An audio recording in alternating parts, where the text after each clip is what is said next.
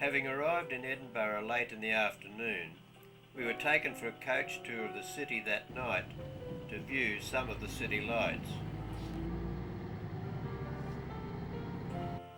The castle stood high above the city, and we were looking forward to a visit to this venue the following morning. We passed the dark shape of the monument to Sir Walter Scott, the poet and novelist who was born in Edinburgh in 1771. And as we drove through this ancient capital, we were entertained by the many tales of the checkered history surrounding this city and its past shady characters.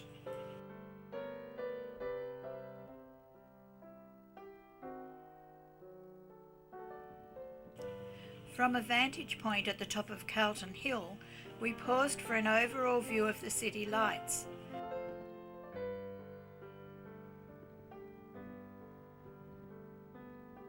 Seeing the castle from this perspective reminded us of the military tattoo held annually on the castle esplanade. The floodlit tower known as Nelson Tower stood 102 feet tall above the hilltop.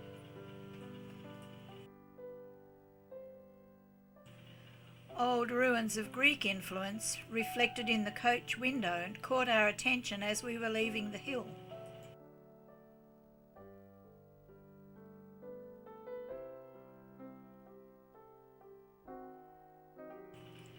We paused at the bronze sculpture of a little Skye Terrier known as Greyfriars Bobby.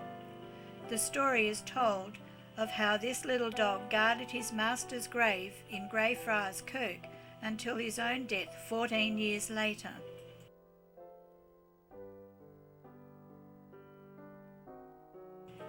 We were driven around the city streets for some time before heading back to the hotel for a good night's sleep.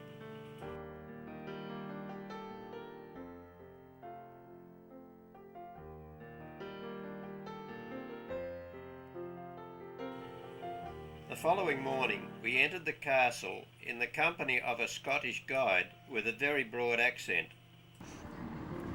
No longer used as a drawbridge, it's now a permanent fixture. And the drawbridge crosses over a dry ditch, not a moat. It is a dry ditch. And it's always been a dry ditch because we're too high up here for water. Water would just run away. Bronze statues of King Robert the Bruce and Sir William Wallace have guarded the castle entrance since 1929.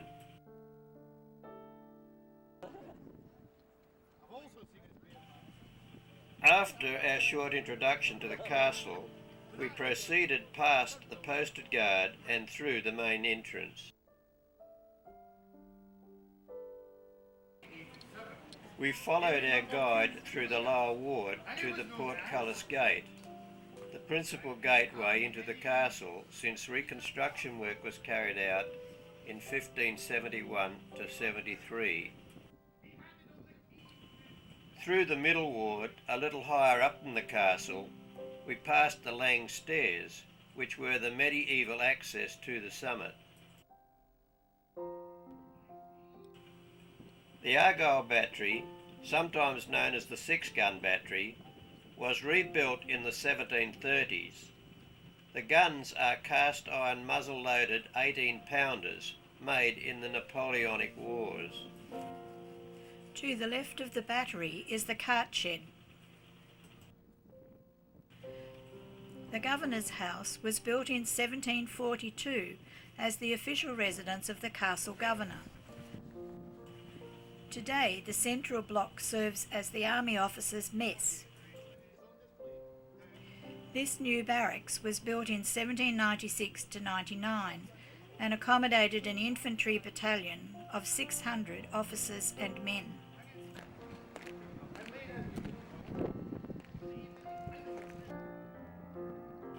We continued on through Foog's Gate. The origin of the name is unknown, but in ancient times it was the main entrance to the upper ward of the castle.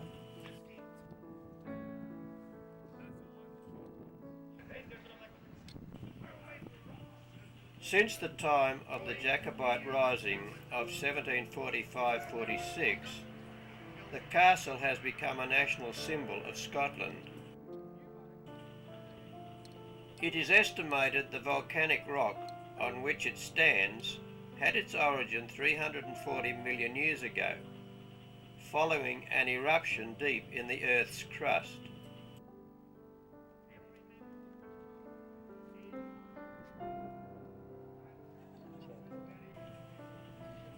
We paused by St Margaret's Chapel on the Upper Ward. The chapel is the oldest structure in the castle, surviving from the medieval days. Built by King David I, it was dedicated to his mother, St Margaret, who died in the castle in 1093. Leaving the chapel, we followed our guide into Crown Square, created in the 15th century as the principal courtyard of the castle. On one side is the Royal Palace. Its present appearance is the result of many alterations and additions over the centuries. The palace was the residence of the latter Stuart kings. Its importance peaked in the reign of Mary Queen of Scots. To the right of the Royal Palace is the Scottish National War Memorial, opened in 1927 by the Prince of Wales, later King Edward VIII, to commemorate the dead in the 1914-18 war. The building now also commemorates those who fell in the Second World War and in medal areas since 1945.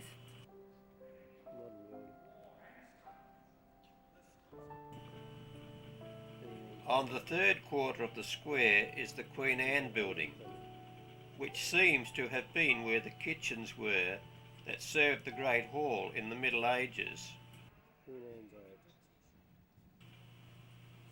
Turning to the final quarter of the square, we see the Great Hall, built before King James IV's death in 1513 as the chief place of great ceremony and state assembly in the castle.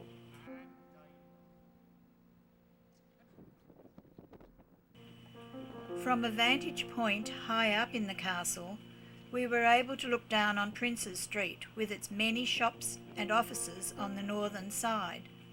In front of Princes Street are the Princes Street Gardens.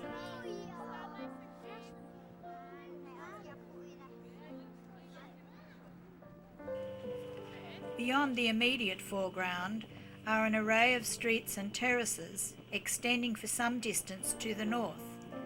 Beyond these busy streets, open spaces of land stretch out to the shores of the Forth. From this point too, we were able to look down over the cart shed and the Argyle Battery. Originally open-fronted, the cart shed was large enough to hold 50 carts used for bringing provisions to the garrison.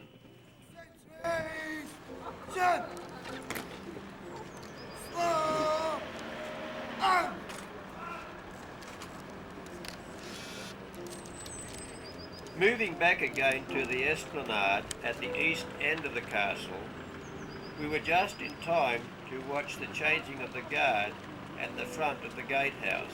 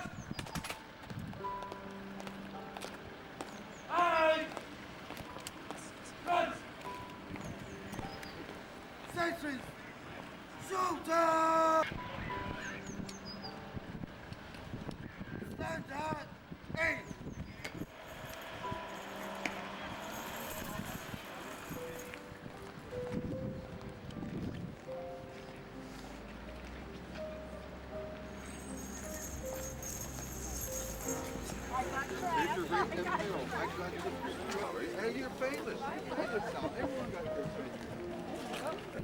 Standing on the castle esplanade, we took a final look back to the front of the castle before boarding the coach for a drive down to the Princes Street Gardens.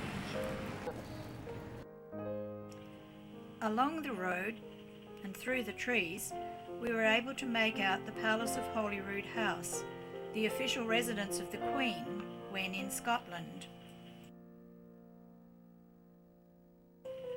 Flying high above the palace was the Royal Arms of Scotland.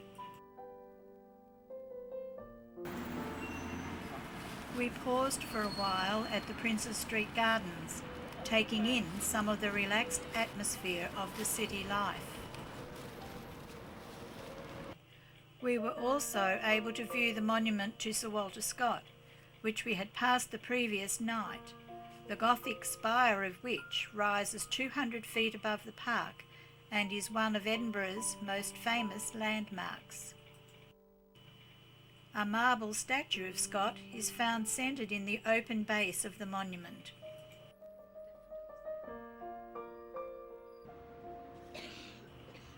Finally, with a panoramic view to the south of Princes Street Gardens, we bade farewell to the city of Edinburgh.